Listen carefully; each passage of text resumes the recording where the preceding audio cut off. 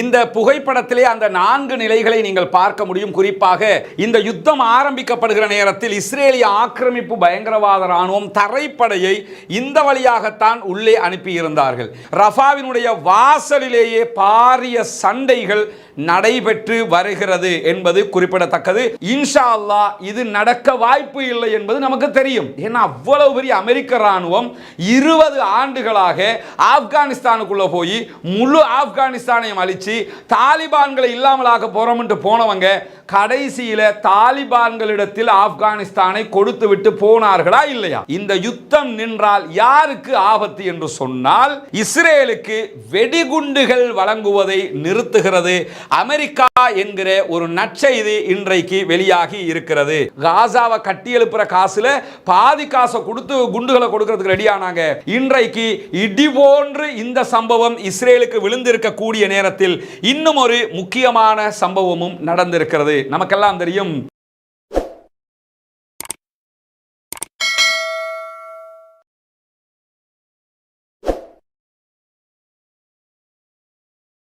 அஸ்ஸலாமு அலைக்கும் வரஹ்மத்துல்லாஹி வபரகாத்துஹு. அன்பிற்கினிய சகோதர சகோதரிகளே, ஏக இறைவனுடைய அமைதியும் கருணையும் உங்கள் அனைவர் மீதும் உண்டாகட்டுமாக என்கிற பிரார்த்தனைகளோடு இன்றைய தினமும் என்னவெல்லாம் காசாவில் நடக்கிறது என்பதை பற்றிய செய்திகளை பார்க்க இருக்கிறோம். குறிப்பாக சுமார் 7 மாதங்கள் 215வது நாளாக காசா ஸ்ட்ரிப், காசா பள்ளத்தாக்கிலே இஸ்ரேலிய ஆக்கிரமிப்பு பயங்கரவாத இராணுவத்தினால் அங்கிருக்கக்கூடிய மக்கள் மொத்தமாக அழிக்கப்பட்டு கொண்டிருக்கிறார்கள். இந்த நிலையில் அங்கிருக்கக்கூடிய பாலஸ்தீன விடுதலை இயக்கமாக இருக்கிற, பாலஸ்தீன சுதந்திர போராட்ட அமைப்பாக இருக்கிற ஹமாஸும் அங்கிருக்கக்கூடிய மற்ற தோழர்களும் என்னவெல்லாம் செய்கிறார்கள் என்பதும் மிக முக்கியமானது. இந்த நிலையில் நமக்கெல்லாம் தெரியும், காசா என்பது 4 துருவங்களாக மாற்றப்பட்டிருக்கக்கூடிய ஒரு நிலை தற்போது இருக்கிறது.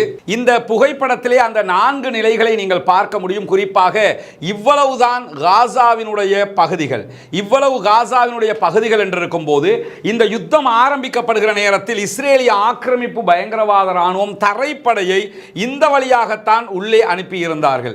இப்படி உள்ளே அனுப்பிய நேரத்தில் நார்த் காசாவில் இருந்த மக்கள், முதன்மையாக வடக்கு காசாவில் இருந்த மக்கள் அங்கிருந்து காசா சிட்டிக்கு குடிபெயர்ந்தார்கள். காசா சிட்டிக்கு குடிபெயர்ந்தவர்கள் காசா சிட்டியிலிருந்து தைரல் பலாவுக்கு 3வது இடத்திற்கு குடிபெயர்ந்திருந்தார்கள். 3வது இடம் தைரல் பலாவில் இருந்து கான் யூனுஸுக்கு 4வது இடத்திற்கு அவர்கள் குடிபெயர்ந்தார்கள். கான் யூனுஸ் மீது தாக்குதல் நடத்தப்படுகிற போது கான் யூனுஸிலிருந்து ரஃபாவுக்கு அவர்கள் குடிபெயர்ந்திருந்தார்கள். இப்படி 5 இடங்களுக்கு மாறி மாறி அவர்கள் இந்த 7 மாதங்களுக்குள்ளாக பயணப்பட வேண்டி இருந்திருக்கிறது. 7 மாதங்களில் 5 இடங்களுக்கு அகதிகளாக அவர்கள் குடியேறி இருக்கிறார்கள். உலக வரலாற்றில் யுத்தம் நடந்த பல இடங்களிலும் இப்படியான ஒரு அநியாயம் எங்குமே நடந்திருக்க வாய்ப்பில்லை என்கிற அளவுக்கு 7 மாதங்களுக்குள்ளாக 5 இடங்களுக்கு அவர்கள் அகதிகளாக மாற்றப்பட்டிருக்கிறார்கள். தற்போது ரஃபாவிலே அகதிகளாக போய் இந்த பகுதிகளிலே நிற்கிறார்கள். ஆனால் கவலைக்குரிய நிகழ்வு என்னவென்று சொன்னால், அந்த பகுதிகளிலிருந்து அவர்கள் குடிபெயர்வதற்கு வேறு இடமில்லாமல் இருக்கிறார்கள். இந்த காட்சிகளை எல்லாம் நீங்க பார்க்க முடியும். ரஃபாவுல இருந்து, அதாவது கிழக்கு ஈஸ்ட் ரஃபாவுல இருந்து தைரல் பலாவுக்கு மீண்டும் குடிபெயர்ந்திருக்கக்கூடிய மக்கள், அகதிகளாக மாறி இருக்கக்கூடிய மக்கள் அங்கிருக்கக்கூடிய பகுதிகளில் குடியேறி இருக்கக்கூடிய காட்சிகளை தான் நீங்க பார்க்குறீங்க. அவங்களுடைய இருக்கிற பொருட்களை கொண்டு வந்து வைத்துக்கொண்டு அவர்கள் இங்கே அவர்களுடைய வேலையை செய்து கொண்டிருக்கிறார்கள். இங்க நீங்க பார்க்கலாம், அவர்கள்ட்ட இருக்கக்கூடிய சொத்துக்கள் என்று என்ன இருக்கிறது என்பதும் காட்சிப்படுத்தப்படுகிறது. இந்த பகுதிகள் தான் தைரல் பலாவினுடைய பகுதிகள். பெரும்பாலும் இந்த பகுதிகள் ஆல்ரெடி இஸ்ரேலிய ஆக்கிரமிப்பு இராணுவத்தினால் அழிக்கப்பட்டிருக்கிறது. இந்த காட்சியை நீங்க பார்க்கலாம். ரஃபா வாசல்ல நிற்கக்கூடிய இஸ்ரேலிய ஆக்கிரமிப்பு இராணுவத்தினுடைய மெர்காவா டேங்குகள், இராணுவ வாகனங்கள் தான் குவிக்கப்பட்டிருக்கக்கூடிய காட்சி இதிலே காட்டப்படுகிறது. இங்கெல்லாம் நீங்க பார்க்கலாம், இவ்வளவு ஆயுதங்களோடு உள்ளே நுழைந்து கொண்டிருக்கிறது ரஃபாவுக்குள் இஸ்ரேலிய ஆக்கிரமிப்பு பயங்கரவாத இராணுவம். ரஃபாவினுடைய வாசலிலேயே பாரிய சண்டைகள் நடைபெற்று வருகிறது என்பது குறிப்பிடத்தக்கது. அது எப்படியான சண்டைகள் என்பதை எல்லாம் நாம் தொடர்ந்து பார்க்க இருக்கிற அதே நேரம், ஹமாஸினுடைய போர் நிறுத்த முன் முன்மொழிவு தற்போதைய வடிவத்திலே நாங்கள் ஏற்றுக்கொள்ள முடியாது என்று மறுத்திருக்கிறது இஸ்ரேல். இஸ்ரேலுடைய பிரதமர் பெஞ்சமின் நெத்தன்யாகு அதை மறுத்திருக்கிறார். இதில் என்ன நம்ம கவனிக்கணும் என்று கேட்டால், ஹமாஸை பொறுத்தவரையில் யுத்த நிறுத்தத்திற்கு தயார் என்பதை ஹமாஸ் அறிவித்திருந்தது. ஏன் ஹமாஸ் அறிவித்தது என்று சொன்னால், ஹமாஸினுடைய யுத்த நிறுத்த முடிவைத்தான் உலகமே எதிர்பார்த்து கொண்டிருந்தது. ஈவன் இஸ்ரேலும் அதை தான் கேட்டுக்கிட்டு இருந்தாங்க. அவங்க யுத்த நிறுத்தத்துக்கு தயார் என்று சொல்லி இருந்த நிலையில் தான் ஹமாஸ் அறிவித்தார்கள் என்பது மட்டுமல்லாமல், ஹமாஸும் இஸ்ரேலும் சேர்ந்து இந்த யுத்த நிறுத்த முடிவுக்கு கையெழுத்தும் இட்டிருந்தார்கள். ரெண்டு தரப்புலையும் கையெழுத்து போட்டுட்டாங்க. 42 நாள் 42 நாள் 42 நாள் என்று 3 கட்டங்களில் போர் நிறுத்தத்தை கொண்டு வருவது. 4ஆம் கட்டம் என்பது நிரந்தரமான போர் நிறுத்தம். அதாவது இஸ்ரேலுடைய பாஷையில் சொல்ல போனால் நீடித்த அமைதி, நீடித்த யுத்தமின்மை என்கிற இந்த திட்டங்கள் முன்மொழியப்பட்டு 2 தரப்பும் கையெழுத்து போட்டதற்கு பிறகு இஸ்ரேல் ஹமாஸிடத்தில் நீங்கள் கையெழுத்து போடுங்க என்று கேட்டுக்கிட்டு இருந்தாங்க. ஹமாஸ் தான் நாங்கள் எந்தா பண்றோம் அந்தா பண்றோம் என்று இழுத்துக்கிட்டே இருந்தாங்க. அவர்கள் முடிவெடுப்பதற்கு தான் தாமதமாகியது. இப்படி தாமதமாகும் போது ஹமாஸ் இதற்கு ஒத்துக்கொள்ள மாட்டார்கள் என்று பெஞ்சமின் நெத்தன்யாகு நினைத்து கொண்டிருந்தார். ஆனால் திடீரென்று ஹமாஸ் ஒத்துக்கொண்டதுனால அவர்களுக்கு எதுவும் பண்ண முடியல. ஆனாலும் தற்போது உங்களுடைய இந்த சமாதான முடிவை நாங்கள் ஏற்றுக்கொள்ள முடியாது, நாங்கள் ரஃபாவை தாக்கிய தீர்வோம், ஹமாஸினுடைய ஆட்சியை இல்லாமலாக்குவோம் என்று அவர்கள் சொல்லுகிற காட்சியை நீங்கள் பார்க்க முடியும். பொதுவாக ஒன்று புரிஞ்சுக்கிறங்க, ஒரு குரூப்பினுடைய ஆட்சியை இல்லாமலாக்கணும்னா அது என்ன, எப்படி பண்றது? உலகத்தில் எப்படி பண்ணுவாங்க? எலெக்ஷன் வைப்பாங்க, மக்கள்கிட்ட கேட்பாங்க, அந்த மக்கள் தேர்வு செய்வார்கள். இவ்வளவுதான் ஆட்சி மாற்றத்திற்கான அடிப்படை. அந்த நாட்டையே மொத்தமாக அழிச்சிட்டோங்கிறதுனால, நாட்டினுடைய கட்டிடங்களை எல்லாம் தரமட்டமாக்கிட்டோம்ங்கிறதுனால திரும்ப தேர்தல் வச்சா ஹமாஸ் ஆட்சிக்கு வரமாட்டார்கள் என்று அர்த்தமாகிடுமா? அப்படி ஒன்றுமே கிடையாது. ஆனால் முட்டா பயலுவை என்ன பண்ணுறாங்கன்னு கேட்டால், நாங்கள் காசாவை மொத்தமாக அழித்து ஹமாஸ் மீண்டும் ஆட்சிக்கு வருவதை தடுக்க போகிறோம் என்கிறார்கள். கண்டிப்பாக இன்ஷா அல்லாஹ் இது நடக்க வாய்ப்பு இல்லை என்பது நமக்கு தெரியும். ஏன்னா அவ்வளவு பெரிய அமெரிக்க ராணுவம் 20 ஆண்டுகளாக ஆப்கானிஸ்தானுக்குள்ள போய் முழு ஆப்கானிஸ்தானையும் அழிச்சு தாலிபான்களை இல்லாமலாக்க போறோம்னு போனவங்க கடைசியில தாலிபான்களிடத்தில் ஆப்கானிஸ்தானை கொடுத்து விட்டு போனார்களா இல்லையா? நடந்ததா இல்லையா? இதுதான் பாலஸ்தீனத்திலும் நடக்க போகிறது. ஆனால் இங்கே இருக்கக்கூடிய பிரச்சனை என்னன்னு கேட்டால், இந்த யுத்தம் நின்றால் யாருக்கு ஆபத்து என்று சொன்னால், இஸ்ரேலுடைய வார் கேபினட்டுக்கு ஆபத்து, இஸ்ரேலுடைய போர் அமைச்சரவைக்கு ஆபத்து, இஸ்ரேலுடைய தலைவர்களுக்கு ஆபத்து. காரணம் என்னன்னு கேட்டா, இவங்க சர்வதேசத்தில் தப்பிச்சிடலாம், உள்நாட்டுக்குள்ள தப்பிக்க முடியாது. ஏன் உள்நாட்டுக்குள்ள தப்பிக்க முடியாதுன்னு சொன்னா, கேப்டிவ்ஸ் பணைய கைதிகளை ஹமாஸ் பிடிச்சு வச்சிருக்கிறாங்க. பணைய கைதிகளை என்றைக்கோ பேச்சுவார்த்தை நடத்தி மீட்டு இருக்கலாம். மீட்காமல் விட்டதற்கு எதிராக அங்கிருக்கக்கூடிய பணைய கைதிகளுடைய குடும்பத்தைச் சேர்ந்த நூற்றுக்கணக்கான மக்கள் அங்கிருக்கக்கூடிய சுப்ரீம் கோர்ட்ல அடிப்படை மனித உரிமை மீறல் என்கிற வகையில் வழக்கு தாக்கல் செய்திருக்கிறார்கள். அந்த வழக்கு நெத்தன்யாகுக்கும் அவருடைய படையினருக்கும் அவருடைய தளபதிகளுக்கும் அவருடைய வார் கேபினட்டுக்கும் எதிரான வழக்காக பதிவு செய்யப்பட்டிருக்கிறது. ஈவன் முன்னாள் இராணுவ தளபதிகளும் சேர்ந்துதான் அந்த வழக்கை நெத்தன்யாகுக்கு எதிராக பதிவு செய்திருக்கிறார்கள். இந்த வார் நிறுத்தப்பட்டால், இந்த யுத்தம் நிறுத்தப்பட்டு விட்டது என்று சொன்னால் உலகத்தில் யுத்தம் நிறுத்தப்பட்டுவிடும். ஆனால் இஸ்ரேலுக்குள்ள என்ன நடக்கும் என்று கேட்டால், நெத்தன்யாகுக்கு எதிரான வழக்குகள் விசாரணைக்கு எடுத்துக்கொள்ளப்படும். ஏற்கனவே ஒரு ஊழல் வழக்கு விசாரணையில் இருக்குது. இந்த வழக்குகள் எல்லாம் விசாரணைக்கு எடுத்துக்கொள்ளப்படுகிற நேரத்தில் அவசர கால நிலை அந்த நாட்டுக்குள்ள இருக்கிறதுனால அதையெல்லாம் பண்ணாமல் இருக்கிறாங்க. யுத்தம் முடிஞ்சதுன்னா அதெல்லாம் பண்ண ஆரம்பிச்சிட்டாங்கன்னா அவர் ஜெயிலுக்குள்ள காலம் கடத்த வேண்டி வரும். அந்த ஒரு தனி மனிதனுடைய வாழ்வை காப்பாற்றிக் கொள்வதற்காகத்தான் இந்த சமாதான முயற்சியையும் நெத்தன்யாகு முறையடித்து இருக்கிறார் என்பதுதான் உலகத்திற்கே தெரிந்த பேருண்மையாக இருக்கிற நேரத்தில் தான் 5வது இடப்பெயர்வு நடந்து கொண்டிருக்கும் போதும் தற்போது இந்த பாரிய தாக்குதல்களை ரஃபா மீது இஸ்ரேலிய ஆக்கிரமிப்பு பயங்கரவாத இராணுவம் நடத்தி கொண்டிருக்கிறது. இந்த நிலையில் தான் கத்தார் கடுமையான ஒரு எச்சரிக்கையை இந்த ரஃபா விவகாரத்தில் இழுத்து விட்டிருக்கிறது. கத்தார் தெளிவாக சொல்லி இருக்கிறது, இந்த ரஃபா தாக்குதல் தாக்குதல்கள் நிறுத்தப்பட வேண்டும், சர்வதேச சமூகமே இதற்காக குரல் கொடுக்க முன்வர வேண்டும் என்று கத்தார் பகிரங்கமாக நடுவர்களாக இருந்தாலும், பேச்சுவார்த்தையின் முக்கிய கட்டத்தில் அவர்கள் இருந்தாலும், அவர்கள்தான் சமாதான முயற்சியின் கேந்திர நிலையமாக இருந்தாலும் அவர்கள் காசாவுக்காக நிற்கிறார்கள் என்பதை இந்த விவகாரமும் காட்டி இருக்கிறது. இந்த மாதிரியான நேரத்தில் தான் இஸ்ரேலுடைய டேங்குகள், இஸ்ரேலுடைய இராணுவத்தினுடைய அனைத்து வாகனங்களும் தற்போது ரஃபாவை அண்மித்த பகுதிகளில் நிறுத்தப்பட்டு கொண்டிருக்கிறது. உள்ளே நுழைய முனைகிறார்கள், வாசலிலேயே பாரிய தாக்குதல்களை எதிர்கொள்கிறார்கள். இன்னும் சொல்ல போனால் நேற்று, அதாவது இன்றைய தினம் நடத்தப்பட்டிருக்கக்கூடிய தாக்குதல்களில் குறைந்தது 300க்கும் மேற்பட்டவர்கள் இஸ்ரேலிய ஆக்கிரமிப்பு பயங்கரவாத இராணுவத்தினர் கொல்லப்பட்டிருக்கலாம் என்கிற செய்திகள் வெளியாகி கொண்டிருக்கிறது. ஆனால் கேட்டு பாருங்க, 3 பேர் செத்தாங்க, 300 பேர் செத்திருப்பாங்க, 3 பேர் செத்தாங்க, 2 பேருக்கு காயம் என்று சொல்லிக் கொண்டிருக்கிறார்கள்.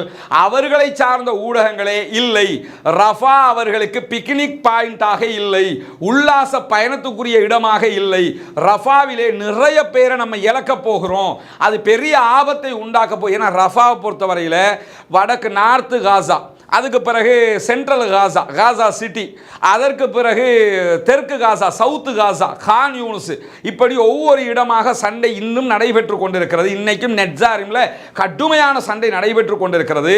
அங்கே சண்டைகள் நடைபெற்றாலும் ரஃபாவை பொறுத்தவரையில் ரஃபாவை தாக்கினால் கேப்டிவ்ஸை விடுதலை செய்தாவது மக்களை காப்பாற்றுவதற்கு ஹமாஸ் முன் வருவாங்க. அப்போ கேப்டிவ்ஸை வெளியே எடுத்துடலாம், நம்ம ஆட்சியை காப்பாற்றிக்கலாம்னு நெத்தனியாகு நினைக்கிறாரு. ஆனால் அதற்கு நாங்கள் தயாராகவே மாட்டோம், எங்கள் மக்கள் எங்கள் உரிமை தான் வென்றெடுக்கப்பட வேண்டும் என்று நிற்கிறார்கள் என்று திட்ட தெளிவாக ஹமாஸ் சொல்லிவிட்டது. எங்க மக்கள் எங்களுக்கு சுதந்திரம் வேணும், என்ன நடந்தாலும் பரவாயில்லைன்னு நிற்கிறாங்க, எனவே நாங்கள் அதுக்குள்ள வரமாட்டோம் என்று இருக்கும்போது அவர்களுக்கு ரஃபா முக்கியமான இடமாக எப்படி இஸ்ரேலுக்கு இருக்கிறதோ, ரஃபாவுக்கு அடித்து ஆக்களை வெளியெடுப்போம்ங்கிற அடிப்படையில் அவங்களுக்கு எவ்வளவு முக்கியமாக இருக்குதோ அதை விட முக்கியமாக ரஃபா ஹமாஸுக்கு முக்கியமான இடமாக இருக்கிறது. ஏன்னு கேட்டால் ரஃபாவை அழிச்சாங்கன்னு சொன்னால் அது மாபெரும் மனித பேரவலத்தை உண்டாக்கிவிடும் என்கிற காரணத்தினால் ரஃபாவை உயிரை கொடுத்தாவது காப்பாற்ற வேண்டிய இடத்தில் ஹமாஸினுடைய இராணுவம் இருக்கிறது. எனவேதான் வளமையில் நடந்த நார்த்து காசாவுக்குள்ள வரும்போது நடந்த சண்டையாக இருக்கலாம், சென்ட்ரல் காசா சண்டையாக இருக்கலாம், சவுத்து காசா சண்டையாக இருக்கலாம், தைரல் பலா சண்டையாக இருக்கலாம், இப்படி எங்க நடந்த சண்டைகளாக இருந்தாலும் இந்த சண்டைகளை எல்லாம் தாண்டிய ஒரு பாரிய சண்டையாக தற்போது ரஃபாவினுடைய சண்டை மாறி இருக்கிறது. எப்படியெல்லாம் மாறி இருக்கிறது என்பதை வீடியோக்கூடாக பின்னால் நாம் பார்க்க இருக்கிற அதே நேரத்தில் ரஃபா படையெடுப்பு திட்டத்தினால இஸ்ரேலுக்கு வெடிகுண்டுகள் வழங்குவதை நிறுத்துகிறது அமெரிக்கா என்கிற ஒரு நற்செய்தி இன்றைக்கு வெளியாகி இருக்கிறது. அந்த செய்தியை பொறுத்தவரை நமக்கெல்லாம் தெரியும், இந்த வெடிகுண்டுகளை பொறுத்தவரை அமெரிக்காவினுடைய வெடிகுண்டுகள்.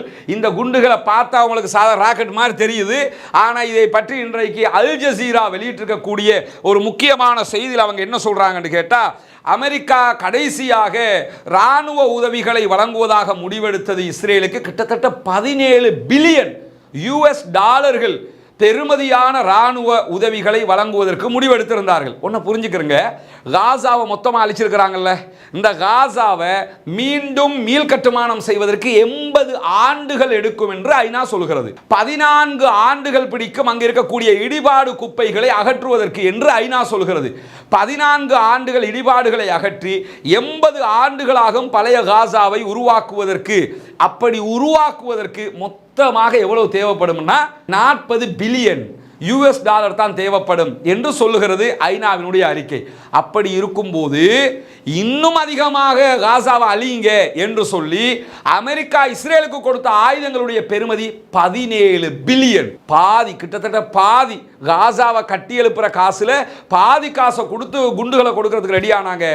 ஆனால் அல்லாஹ்வினுடைய உதவி யகீதுன கைதா வ அகீது கைதா என்று அல்லாஹ் குர்ஆனிலே சொல்வதை போல அவர்கள் சூழ்ச்சி செய்கிறார்கள்.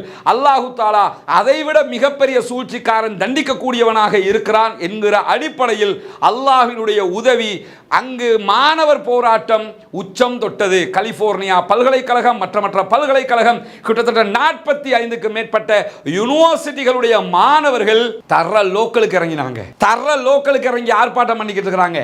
அடிச்சு தூக்கிக்கிட்டு இருக்கிறான் போலீஸால. போடா நீ என்ன பண்ணினாலும் பாலஸ்தீன விடுதலை தான் தீர்வாகும் என்று அங்கிருக்கக்கூடிய ஆங்கில மாணவர்கள், அங்கிருக்கக்கூடிய அமெரிக்க மாணவர்கள், அங்கிருக்கக்கூடிய வெளிநாட்டு பல்கலைக்கழக மாணவர்கள் என்று அத்தனை பேரும் ப்ரோ பாலஸ்தீனியனாக மாறி இருக்கிறார்கள். ஒரு காலம் இருந்தது இஸ்ரேல் ரொம்ப நல்லவங்க, இஸ்ரேல் தங்கமானவங்க, யூஸ் ரொம்ப தங்கமானவங்க, ஜியோனிஸ்ட் ரொம்ப பக்குவமானவங்க என்கிற கதையாடல்கள் எல்லாம் காலில் போட்டு மிதிக்கப்பட்டிருக்கிறது. யூதர்கள் என்றால், குறிப்பாக ஜியோனிஸ்டுகள் என்றால் யார் என்பது இன்றைக்கு உலகத்திற்கு காட்சிப்படுத்தப்பட்டது. அந்த ஆர்ப்பாட்டங்களின் விளைவு அல்ஹம்துலில்லாஹ் அவர்கள் அவர்களுடைய ஆயுத ஏற்றுமதிக்கு தயாராக இருந்த கப்பல் அமெரிக்கா உடனடியாக நிறுத்தி இருக்கிறது என்கிற செய்தி தற்போது வெளியாகி இருக்கிறது. இஸ்ரேலுடைய பாதுகாப்பு அமைச்சர் கேலண்ட் உள்ளிட்டவர்கள் கடுமையாக இதை சாடி கொண்டிருக்கக்கூடிய நிலையில் கூட நாங்கள் தரமாட்டோம் என்று தற்போது நிறுத்தி இருப்பதாக ஏபி இன்றைக்கு செய்தியை வெளியிட்டிருக்கிறது. அது மட்டுமல்லாமல் அந்த அவங்க கொடுக்க இருந்த குண்டுகள் எவ்வளவு பாருங்க. ஒரு பக்கம் காசாவுக்குள்ள போய் கடல்ல துறைமுகம் கட்டிக்கிட்டு இருக்கிறாங்க, ஏன்னா காசா மக்களுக்கு சாப்பாடு கொடுக்கிறதுக்கான். இன்னொரு பக்கம் ரஃபா பார்டர் உள்ளிட்ட எல்லா பார்டரையும் மூடி வச்சுக்கிட்டு உணவு வரவிடாமல் இஸ்ரேல் தடுத்துக்கிட்டு இருக்கா. அதை பற்றி வாய் திறக்காமல் இருக்கிறது அமெரிக்கா. இன்னொரு பக்கம் ஜோர்தானோட சேர்ந்துக்கிட்டு ஜோர்தானும் சேர்ந்து நடித்துக்கொண்டு இந்த அரபு நாடுகள் நடித்துக்கொண்டு வானத்தில் இருந்து சில உணவுப் பொட்டலங்களை போட்டுக்கிட்டு இருக்கிறாங்க. ஒன்றுமே இல்லாததற்கு அது ஓகே, ஆனால் அதை விட ரஃபா பார்டர் திறந்துடலாம். இப்படி அநியாயமெல்லாம் பண்ணிக்கிட்டு இருக்கிறாங்களே, தொட்டிலையும் ஆட்டி குழந்தையும் கிள்ளி விடுறதுன்னு சொல்லுவோம்லங்க, அந்த வேலையை செஞ்சுக்கிட்டு தான் என்ன பண்ணாங்கன்னு கேட்டால் இவ்வளவு பெரிய ஆயுதங்களை எல்லாம் இஸ்ரேலுக்கு கொடுத்தார்கள். குறிப்பாக 2000 பவுண்டுகள் பாரம் கொண்ட 2000 பவுண்டுன்னு சொன்னால் 900 கிலோ 900 கிலோ வெடிமருந்து. கற்பனை பண்ண முடியாது உங்களுக்கு. 900 கிலோன்னா கிட்டத்தட்ட ஒரு டன் ஆயிடுச்சுங்க. அந்த அளவுக்கு இருக்கக்கூடிய குண்டுகள் எவ்வளவுன்னு கேட்டா 1800 குண்டுகள். யோசிச்சு பாருங்க, ஒரு குண்டு 1000 கிலோன்னு சொன்னா 1800 குண்டு இப்படி தர்றதுக்கு முடிவெடுத்திருந்தான். நிறுத்தப்பட்டிருக்கிறது தற்போது மாணவர் போராட்டத்தினால். அல்லாஹுடைய அருள் அல்ஹம்துலில்லாஹ் இவர்களுடைய அயோக்கியத்தனம் முடிவுக்கு வருவதற்கான வாய்ப்புகளாக அது மாறிக்கொண்டிருக்கிறது. அதே மாதிரி பார்த்தீங்கன்னா 1700 500 பவுண்டுகள் கொண்ட குண்டுகள், 500 பவுண்டுன்னா கிட்டத்தட்ட 250 கிலோ வெடிமருந்துகளை கொண்ட குண்டுகள், 1700 குண்டுகள். நினைச்சு கற்பனைக்கு எட்டாது அவ்வளவு ஆயுதங்கள் அள்ளி கொடுக்கிறதுக்கு கப்பலில் ஏற்றி கப்பல் பயணிக்க தயாராகிற நேரத்தில் தான் உடனடியாக கப்பல் நிறுத்தப்பட்டிருக்கிறது. மாணவர் போராட்டம் வெற்றி. மாணவர் போராட்டத்தினுடைய அடிப்படையே இதுதான். நீங்க கப்பல் அனுப்பக்கூடாது, வெப்பன் கொடுக்கக்கூடாது என்பதுதான். இன்றைக்கு அமெரிக்காவே அடிபணிந்திருக்கிறது. அல்ஹம்துலில்லாஹ் அல்ஹம்துலில்லாஹ் அல்ஹம்துலில்லாஹ். அல்லாஹ் கைவிட மாட்டான், அல்லாஹ்வினுடைய உதவி இருக்கும். யுரீதூன லியுத்ஃபிஉ நூரல்லாஹி பிஅஃப்வாஹிம் வல்லாஹு முத்திம்மு நூரிஹி வலவ் கரிஹல் காஃபிரூன் என்று அல்லாஹ் தஆலா சொல்கிறான். மறுப்பவர்கள் வெறுத்தாலும் அல்லாஹ்வினுடைய ஒளி பூரணப்படுத்தப்பட்டே தீரும். அல்லாஹ்வின் அருளால் நம்முடைய பிரார்த்தனைகள் கைமீறி போகவில்லை. அல்லாஹ் அந்த பிரார்த்தனைகளை அங்கீகரிக்கிறான் என்பதை திரும்ப திரும்ப புரிந்து கொள்ளுங்கள். ஜனநாயகத்திற்கு வெற்றி கிடைத்துக் கொண்டிருக்கிறது, மாணவர் போராட்டங்களுக்கு வெற்றி கிடைத்துக் கொண்டிருக்கிறது அல்ஹம்துலில்லாஹ். இப்படியான நேரத்தில் தான் இன்றைக்கு இடி போன்று இந்த சம்பவம் இஸ்ரேலுக்கு விழுந்திருக்கக்கூடிய நேரத்தில் இன்னும் ஒரு முக்கியமான சம்பவமும் நடந்திருக்கிறது. நமக்கெல்லாம் தெரியும், இப்ப பல நாடுகள் அடிக்கடி ஒரு 3 நாளைக்கு ஒருக்கா ஒரு நாடு பாலஸ்தீனத்தை தனி நாடாக அங்கீகரித்துக் கொண்டிருக்கிறது.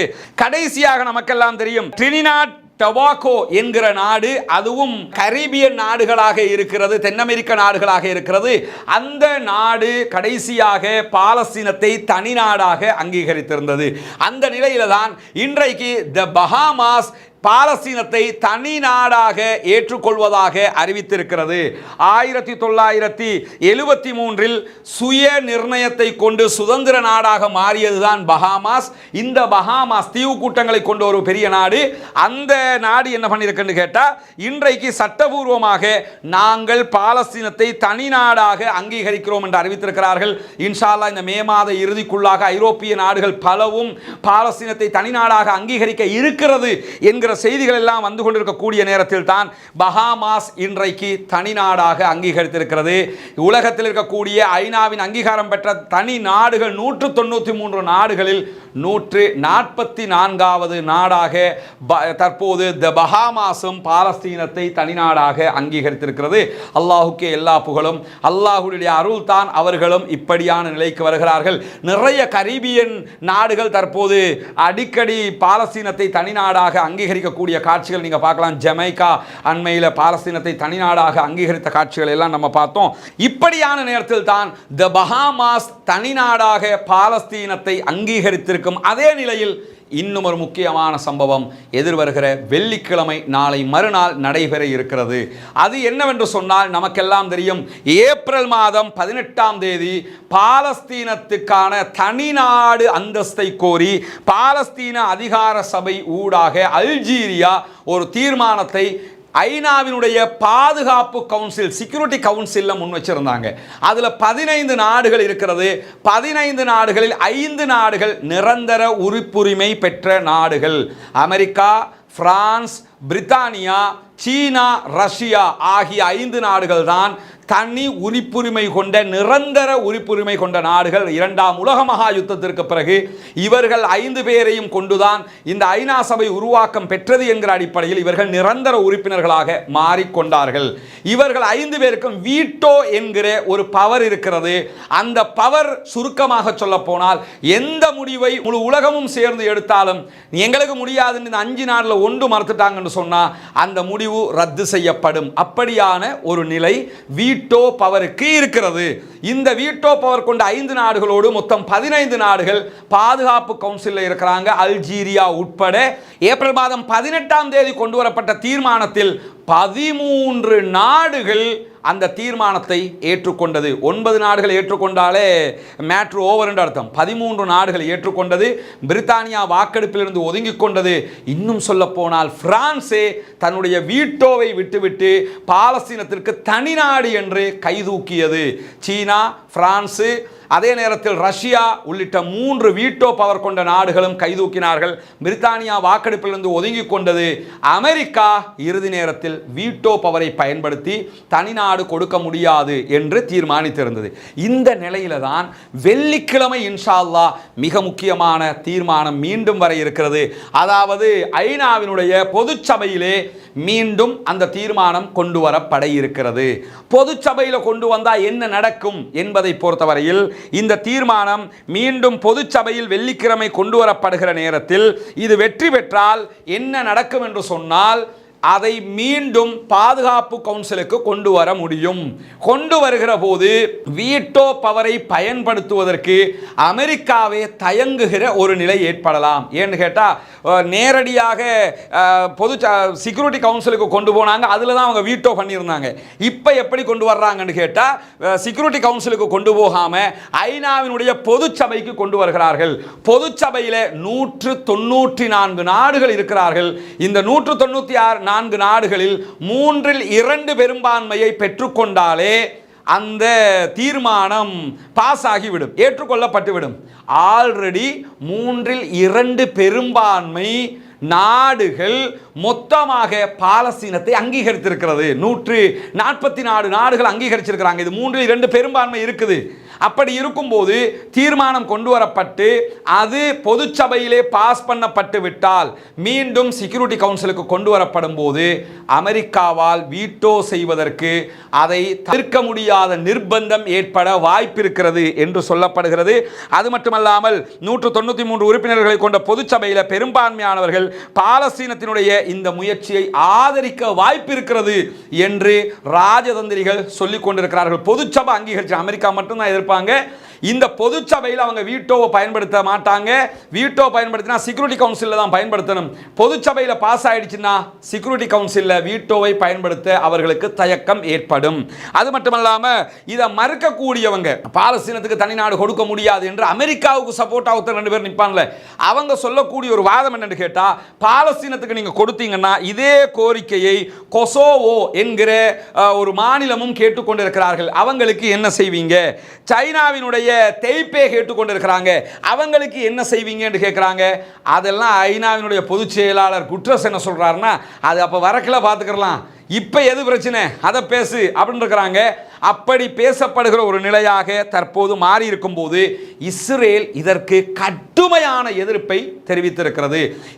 ஐநாவுக்கான இஸ்ரேலுடைய தூதுவர் என்ன சொல்றாருன்னு கேட்டா, இந்த சிஸ்டம்ங்கிறது பொது சபையில் நீங்க பாலஸ்தீனத்திற்கு தனி நாடு என்று கொண்டு வருகிற இந்த தீர்மானம்ங்கிறது ஒரு நாட்டினுடைய நடைமுறை அல்லது ஒரு நாட்டிற்கான அந்தஸ்து, அதே மாதிரி அவர்களுக்கான உரிமைகளை கொடுக்கிறது மட்டுமல்லாம ஐநா சபையினுடைய ஸ்தாபக சாசனம் உருவாக்கும் போது இருக்கக்கூடிய சாசனம் இருக்குதா இல்லையா, அதுக்கு இது எதிரானது அப்படின்னு சொல்லி அவர் என்ன செய்யறாருன்னா ஒரு கருத்தை சொல்லி இருக்கிறாரு. சொன்னது மட்டுமல்லாம இது அங்கீகரிக்கப்பட்டு விட்டால் அமெரிக்காவினுடைய சட்டத்தின் பிரகாரம் ஐக்கிய நாடுகள் மற்றும் அதனுடைய நிறுவனங்களுக்கு நிதி அளிப்பதை அமெரிக்கா முற்றிலுமாக நிறுத்தும் என்று நாங்கள் எதிர்பார்க்கிறோம். பாலஸ்தீன பொதுச்சபையில் பாலஸ்தீனம் தனிநாடாக அங்கீகரிக்கப்பட்டிருந்த ஐநாவில் அமெரிக்கா என்ன பண்ணுமாம் என்று கேட்டா, ஐநாவினுடைய நிறுவனங்களுக்கு பணம் கொடுப்பதை நிறுத்துவார்கள் என்று நாங்கள் நம்புகிறோம் அப்படிங்கிறாங்க. இந்த சிச்சுவேஷனை பார்த்தா அந்த மாதிரி தெரியல. சிச்சுவேஷன் ரொம்ப டஃப்பாக இருக்குது. ஏன்னா அந்த ரஃபா விவகாரத்தில் கப்பலை நிறுத்தினதாக இருக்கலாம், அல்லது ஹமாஸை நீங்கள் ஒத்துக்கிறீங்க நாங்கள் மற்றதை பார்த்துக்கிறோம் என்று சொன்னதாக இருக்கலாம். இதெல்லாம் இஸ்ரேலை எதிர்த்துக்கிட்டே அமெரிக்கா சில காரியங்களை செய்கிறது என்பது தெளிவாக தெரிகிறது. அதிலும் குறிப்பாக ஹமாஸினுடைய அரசியல் துறை பொறுப்பாளராக இருக்கிற ஹலீல் அல் ஹையா அவங்க சொன்ன செய்தி என்னன்னு கேட்டால், அமெரிக்க ஜனாதிபதி ஜோ பைடனே இந்த எங்களுடைய தற்போதைய சமாதான பேச்சுவார்த்தைகளில் நேரடியாக தலையிட்டு இதுக்கு நீங்கள் ஒத்துக்கிறீங்க, மற்றதெல்லாம் ஐநாவில் பார்த்துக்கலாம் என்ற அளவுக்கு பேசிட்டாங்க என்கிற செய்திகளை எல்லாம் அவர் சொல்லியிருந்தார். ஏன்னா இதில் யுத்தத்தால் தீர்வு காண முடியாது, பாலஸ்தீன ஆதரவு பெருகிக்கிட்டே போகுது, எலெக்ஷனில் பெரிய பிரச்சனையாக போயிடும். ஒன்றுங்க, இது வருகிற நாட்களில் ஐநாவில் இது பாஸ் ஆகி பாலஸ்தீனத்துக்கு சுதந்திரம் கிடைச்சிருச்சுன்னு வைங்களேன், ட்ரம்ப்புக்கு சங்குதான். ஏன்னு கேட்டால் இப்போ இவன் இதை வச்சு தான் திரும்ப ஆட்சிக்கு வந்துக்கலாம்னு டொனால்ட் ட்ரம்ப் நினச்சிக்கிட்டு இருக்கிறாப்புல. சும்மாவாவது ஜோ பைடன் இருக்கும்போது இதை கொடுத்துட்டாங்கன்னா அமெரிக்க முஸ்லீம்கள் அத்தனை பேரும் திரும்ப ஜோ பைடனுக்கு வாக்களிப்பதற்கான வாய்ப்பு இருக்கிறது. ஜோ பைடனும் அவருடைய கட்சியும் தான் மீண்டும் ஆட்சியில் அமரப்போகிறார்கள். அது நமக்கு எந்த பிரச்சனையும் கிடையாது. பாலஸ்தீனம் சுதந்திரம் கிடைக்கணும். அங்கே மட்டும் இல்லை, ஜெர்மனில் இதுதான் நிலைமையாகும், பிரான்ஸில் இதுதான் நிலைமையாகும், பிரித்தானியாவில் இதுதான் நிலைமையாகும். எல்லா நாடுகளிலும் பல லட்சக்கணக்கான வாக்கு வித்தியாசத்தில் அந்தந்த ஜனாதிபதிகளே தேர்வு செய்யப்படுவதற்கான வாய்ப்பு இருக்கிறது என்று சர்வதேச வல்லுநர்கள் தெரிவித்துக் கொண்டிருக்கக்கூடிய நிலையில் இப்பொழுது இந்த தீர்மானம் பொதுச்சபைக்கு கொண்டு வரப்பட இருக்கிறது. அப்படி பொதுச்சபைக்கு கொண்டு வரப்பட்டால் அது பலவிதமான சேஞ்சுகளை உண்டாக்கும் என்று நம்பப்படுகிற நேரத்தில் தான் இப்படியான சம்பவங்கள் நடைபெறுகிறது. பிரார்த்தனை செய்யுங்கள். வெள்ளிக்கிழமை என்ன நடக்கிறது என்பதை உடனுக்குடன் உங்களோடு பகிர்ந்து கொள்ள தயாராக இருக்கிறோம். அல்லாஹ் போதுமானவன். இந்த செய்தியை கேட்கும் போதே உள்ளம் குளிர்கிறது. ஏன்னா அவங்க பலரும் எதிர்பார்த்த சமாதான உடன்படிக்கைக்கு ஹமாஸ் தயார். அதில் சில பேர் கேட்டிருந்தீங்க, அப்போ சுதந்திர பாலஸ்தீனம் தான் அந்த எக்ரிமெண்ட்டே அதுதான். அந்த எக்ரிமெண்ட் எப்படின்னு கேட்டால் தலையை தடவி மண்டல கொற்ற எக்ரிமெண்ட். அதனால தான் துடிச்சு போய் நிற்கிறாங்க இஸ்ரேலே. அமெரிக்கா நமக்கு சப்போர்ட் பண்ணுற மாதிரி பண்ணி கடைசியில் காலவாரி விட்டாங்களே, இந்த மாதிரி அவங்க யோசிக்கிற அளவுக்கு அது தலைப்படுகிற அளவுக்கு மாறி இருக்கிறது என்பதையும் புரிந்து கொள்ளுகிறார். அதே நேரத்தில் UNRWA அதனுடைய அதிகாரிகள் தீவிரவாதத்தில் ஈடுபடுகிறார்கள் என்று கூறி இஸ்ரேல் சொன்ன பொய்யை நம்பி பல நாடுகளும் UNRWAக்கான பணம் கொடுப்பதை நிறுத்தி இருந்த நிலையில் தற்போது அதே நாடுகள் திரும்ப பணம் கொடுக்கிறதுக்கு முன் வந்து கொண்டிருக்கிறார்கள். இன்றைக்கு ஸ்வீடனும் சுவிட்சர்லாந்து என்ன செஞ்சிருக்கிறாங்கன்னு கேட்டால், நாங்கள் பாலஸ்தீனத்திற்கு மீண்டும் பணம் கொடுக்க தயாராகிவிட்டோம். UNRWAக்கு நாங்கள் வாக்களித்த பணத்தில் $11 மில்லியன் முதல் கட்டமாக தருகிறோம் என்று சொல்லியிருக்கிறார்கள். மொத்தமும் பொய்யா, அது பொய், இது பொய், அதுவும் பொய்யா, இதுவும் பொய்யா, அவனும் பொய்கிறான், இவனும் பொய்காரனாங்கிற மாதிரி ஜியோனிஸ்டுகள் என்றாலே பொய்யர்கள் என்பதை அல்லாஹ் இந்த உலகுக்கு மீண்டும் மீண்டும் மீண்டும் மீண்டும் நிரூபித்துக் கொண்டே இருக்கிறான். இந்த மாதிரியான நிலையில் தான் ஹமாஸினுடைய தலைவர் இஸ்மாயில் ஹனியா அவர்கள் இன்றைக்கு ஈராக்கினுடைய பிரதமரை சந்தித்திருக்கிறார் என்கிற செய்திகள் வெளியாகி இருக்கிறது. ஈராக்குடைய பிரதமரை சந்தித்து சமாதான உடன்படிக்கைகளுடைய நிலைமைகள் தொடர்பாக இஸ்மாயில் ஹனியா தெளிவூட்டி இருக்கிறார் என்கிற நிலையில் இன்றைக்கு ஹமாஸினுடைய ஊடக பேச்சாளரும் பெய்ரூத்தினுடைய மிக முக்கியமான தலைவர்களில் ஒருவருமாக இருக்கிற ஒசாமா ஹம்தான் ஊடகங்களுக்கு பேசிய நேரத்தில் மிக முக்கியமான பல செய்திகளை சொன்னார். இராணுவ அழுத்தத்திற்கு கீழ்ப்படிந்து யுத்த நிறுத்தத்திற்கு நாங்கள் வரவே மாட்டோம். நாங்கள் யுத்த நிறுத்தத்துக்கு இப்போ ரெடிங்கிறோம், நாங்கள் சொன்ன மாதிரி எங்களுக்கு தர்றதை தந்தீங்கன்னா யுத்த நிறுத்தம், எங்களை அடித்து பறிக்கலாம்னு மட்டும் நினச்சிடாதீங்க. அது நடக்கவே நடக்காது. உங்களுக்கு இது சம்பளத்திற்கான வேலை, எங்களுக்கு சாதிப்பதற்கான வேலை. எங்களுடைய உரிமை இதிலே அடங்கி இருக்கிறது, உங்களுடைய உரிமை இதிலே அடக்கம் இல்லை. அவன் உரிமைக்காக போராடிக்கிட்டு இருக்கிறான். எதை இழக்கிறதுக்கு இனி ஒன்றுமே இல்லை, நாடே அழிக்கப்பட்டுடுச்சு, இனி இழக்கிறதுக்கு என்ன இருக்குது? ஒன்றும் இல்லை. அதனால் நின்று பிடிப்பாங்க. இவங்களுக்கு அப்படி இல்லை, குடும்பம் இருக்குது, பிள்ளை இருக்குது, குட்டி இருக்குது, எல்லாத்தையும் பார்ப்பாங்க. சம்பளத்துக்கு வேலைக்கு வந்திருக்கிறவங்க, அவங்க சம்பளத்துக்கு வேலை செய்கிறவங்க இல்லை. அதனால தான் நாங்கள் இந்த யுத்தம் பண்ணி எங்களை அடிபணிய வைக்கலாம்னு மட்டும் நினச்சிடாது. அப்படின்னா இவ்வளவு நீ செஞ்ச அநியாயத்துக்கே நாங்கள் அடிபணிஞ்சிருக்கணும், அதுக்கெல்லாம் வரமாட்டோம், எங்கள் உரிமைக்காக நாங்கள் நிற்கிறோம்னு சொல்லி ஒசாமா ஹம்தான் சொல்லி இருப்பது மட்டுமல்லாமல், போர் நிறுத்த வரைவு ஒப்பந்தம் ஹமாஸிடத்தில் முன்வைக்கப்படுவதற்கு முன்னால் அமெரிக்கா உள்ளிட்ட மத்தியஸ்தர்களால் ஏற்றுக்கொள்ளப்பட்டது என்கிற ஒரு உண்மையையும் இன்றைக்கு போட்டு உடைத்திருக்கிறார். நாங்க ஏற்றுக்கிறதுக்கு முன்னாடி சமாதான ஒப்பந்தத்தை அமெரிக்கா பார்த்துட்டு ஓகே சூப்பர் நாங்க ஏத்துக்கிறோம்ட்டாங்க, கத்தார் பார்த்துட்டு ஓகே சூப்பர் ஏத்துக்கிறோம்ட்டாங்க, ஈஜிப்ட் பார்த்துட்டு ஓகே சூப்பர் ஏத்துக்கிறோம்ட்டாங்க. அமெரிக்காவே சொன்னதுக்கு பிறகுதான் நாங்களே ஏத்துக்கிட்டோம். நாங்க ஏத்துக்கிட்டதுக்கு பிறகு அமெரிக்கா ஏத்துக்கறல, அமெரிக்காவே ஏத்துக்கிட்டாங்க. அப்ப அதுல என்ன இருக்குது? 42 நாள். அதற்கு பிறகு என்ன நடக்கும் என்று சொன்னால், உடனடியாக நிரந்தர யுத்த நிறுத்தம் என்பதோடு பாலஸ்தீனத்தில் இருந்து அத்தனை பேருமே இஸ்ரேலியர்கள் வெளியேற வேண்டும், ஜென்மத்துக்கு உள்ள வரக்கூடாது என்று அவர்களுக்கான தனி உரிமை கொடுப்பதற்கான பேச்சுக்களை அமெரிக்கா ஒத்துக்கொண்டதற்கு பிறகுதான் நாங்களே அறிவித்தோம் என்கிற செய்தியை இன்னைக்கு போட்டு உடைச்சிருக்கிறாரு.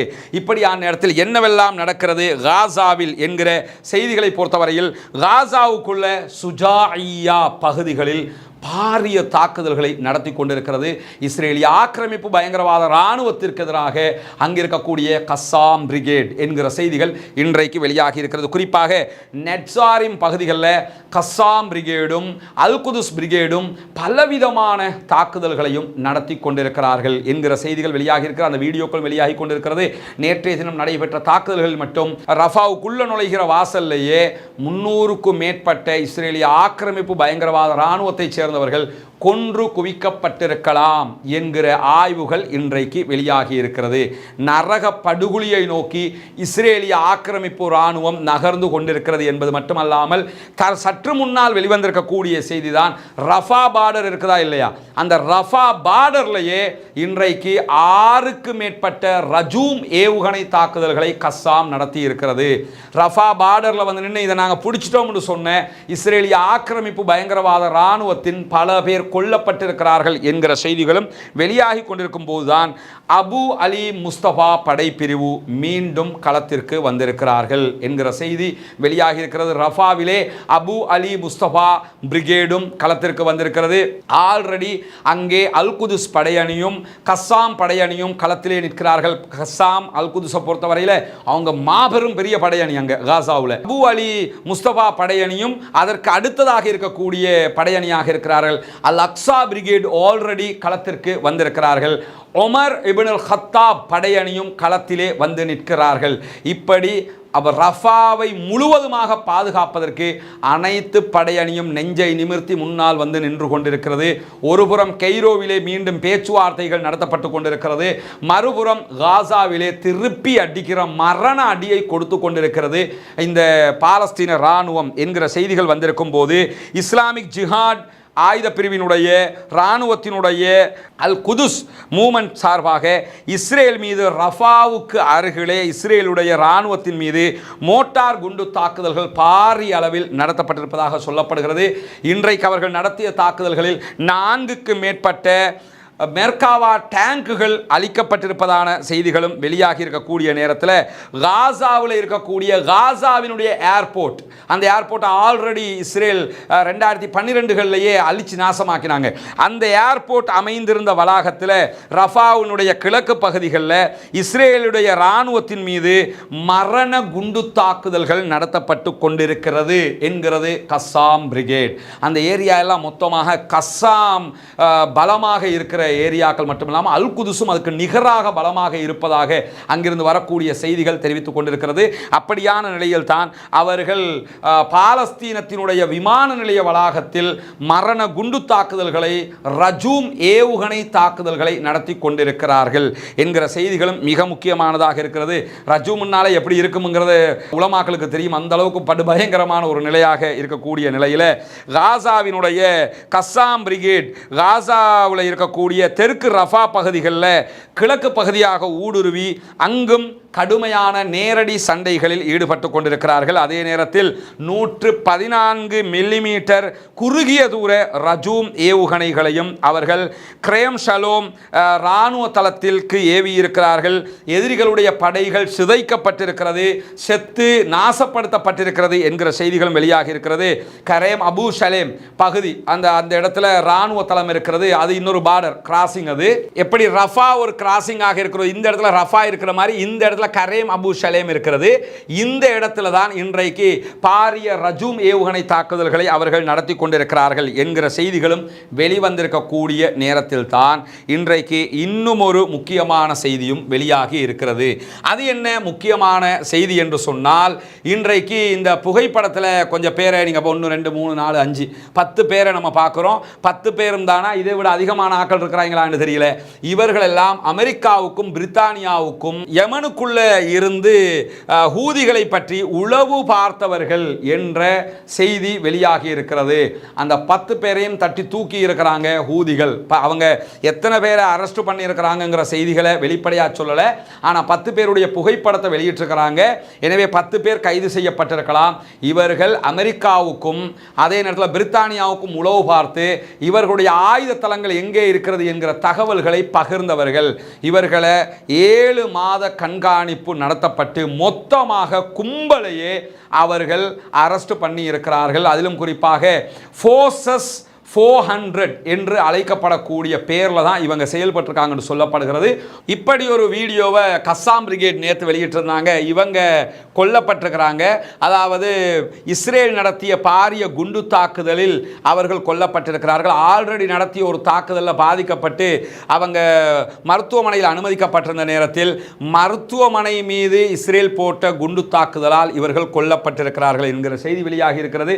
இதுவும் தற்போது இஸ்ரேலில் பாரிய அழுத்தங்களை உண்டாக்கி இருக்கிறது. இந்த காட்சியில் நீங்க பார்க்கலாம். இஸ்ரேலுடைய அழிவு காட்சியில் போட்டு காட்டத்தான் சொல்றாங்க. நீங்க எங்களை மட்டும் அழிக்கல, உங்க ஆக்களையும் சேர்த்து கொண்டுகிட்டு இருக்கடா என்று சொல்லி அவர்கள் இந்த செய்தியை வெளியிட்டிருக்கிறார்கள். இப்படியான நேரத்தில் தான் இந்த காட்சிகளை எல்லாம் நம்ம காட்ட முடியாது. இது வந்து நெட்சாரிம் பகுதிகளில் காசாவில் இருக்கக்கூடிய அல் குதுஸ் படையணியும் கஸ்ஸாம் பிரிகேடும் சேர்ந்து பாரிய ஏவுகணை தாக்குதல்களை இஸ்ரேலை நோக்கி நடத்தி கொண்டிருக்கிறார்கள். நெட்சாரிம் பகுதிகளுக்கு நடத்தப்பட்ட தாக்குதலாக இது சொல்லப்படுகிறது. அதே நேரத்தில் சராயா அல் குதுஸ் நடத்திய தாக்குதலுடைய காட்சிகள் தான் இங்கே காட்டப்படுது. இதை நம்ம முழுமையாக காட்ட முடியாது. அல் ஜசீராவினுடைய அரபு பக்கத்தில் நீங்கள் இதை போய் பார்க்க முடியும். இந்த காட்சிகள் தொடர்ந்து இஸ்ரேலுடைய நகரங்களின் மீது ஹெஸ்புல்லாக்கள் நடத்தக்கூடிய தாக்குதலாக இருக்கிறது. இஸ்ரேலிய நகரங்கள் பற்றி எரிகிற காட்சிகள் தொடர்ந்து வெளியாகி கொண்டிருக்கிறது. ஹெஸ்புல்லாக்கள் தொடர்ந்து பாரிய தாக்குதல்களை நடத்தி கொண்டிருக்கிறார்கள் என்கிற செய்திகளையும் நாம் புரிந்து கொள்ள கடமைப்பட்டிருக்கிறோம். இதுதான் ஹெஸ்புல்லாக்கள் நடத்தக்கூடிய தாக்குதலாக இருக்கிறது. இப்படி பலவிதமான தாக்குதல்களும் இன்றைக்கு வெளியாக இருந்தால் நமக்கு மொத்தமான வீடியோக்களை பகிர முடியாத நிலை இருக்கிறது. அல் ஜசீராவினுடைய அரபு பக்கத்திலும் அதே நேரத்தில் அரபியாவினுடைய ஜதீத் பக்கத்திலும் நீங்கள் போய் இதையெல்லாம் பார்க்க முடியும். பாலஸ்தீனத்திற்கான அல் ஜசீராவினுடைய பக்கங்களிலும் இதை நீங்கள் பார்க்க முடியும். எனவே பாலஸ்தீனம் வெற்றி பெற வேண்டும், பாலஸ்தீனம் சுதந்திரம் அடைய வேண்டும், பாலஸ்தீன மக்கள் நிம்மதி அடைய வேண்டும் என்று அல்லாஹ்விடத்திலே பிரார்த்தனை செய்ய மறந்து விடாதீர்கள். பாலஸ்தீன மக்களுக்காக கையேந்த மறந்து விடாதீர்கள். பாலஸ்தீன மக்களுக்கு ஜனநாயக ரீதியாக குரல் எழுப்ப மறந்து விடாதீர்கள். உங்களால் முடிந்த உதவிகளையும் சில்ட்ரன் ஆஃப் காசா ஃபண்டுக்கு நீங்கள் வழங்குங்கள் என்கிற கோரிக்கைகளோடு முடித்துக் கொள்கிறேன். வாஹர் தஅவானா அல்ஹம்துலில்லாஹி ரப்பில் ஆலமீன். சகோதரர் நவீர் அவரை இன்னைக்கு நம்ம அட்மிட் பண்ணியிருக்கிறோம்.